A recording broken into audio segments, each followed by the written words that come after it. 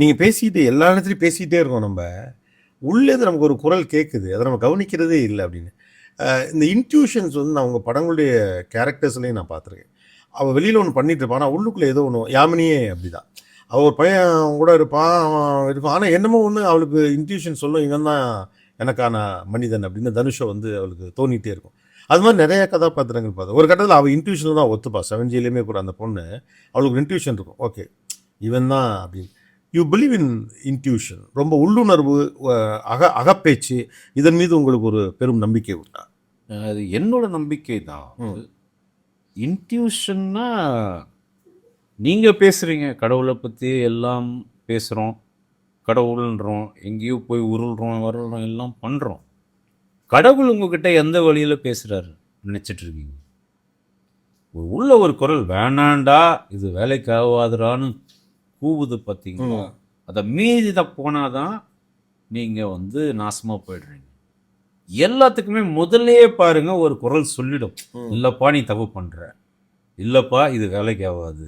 அது கடவுள் உங்ககிட்ட இவனுக்கு சீக்கிரம் சொல்லணுன்னா எல்லாருக்கும் போய் நான் என்கடா உபதாரம் கொடுக்க முடியும்? இந்த காலகட்டத்தில் உள்ள ஒரு ஓசை, உள்ள ஒரு பாஷை வந்து உள்ள அவர் பேசுகிறாரு.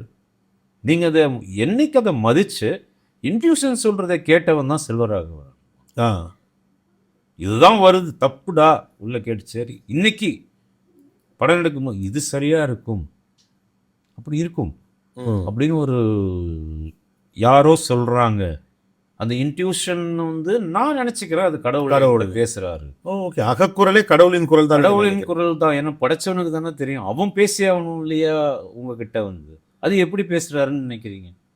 பாருங்க, நான் சொல்றது நெகட்டிவாக போய் கொலை பண்ணுன்னு என்றைக்குமே உள்ளேருந்து ஒரு ஆன்சர் வராது, ஒரு குரல் வராது. அது நம்மளை பத்திரப்படுத்தும். வந்து அதை போட்டு நசுக்கிட்டு அந்த இன்ட்யூஷனை நம்மளா அதுக்கு வந்து ஒரு நியாயம் கற்பிச்சு கொண்டு போய் பண்ணுறது தான் இந்த கொலை இது எல்லாம்.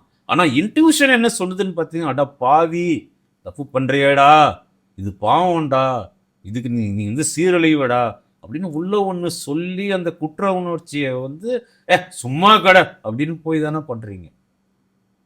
இன்ட்யூஷன் சொல்லுதா அவங்களுக்கு வந்து அவனுக்கு துரோகம் பண்ணு, இல்லை அவளுக்கு துரோகம் பண்ணுன்னு? என்றைக்குமே சொல்லாதுங்க. அது கடவுளின் குரல். கடவுளின் குரல்.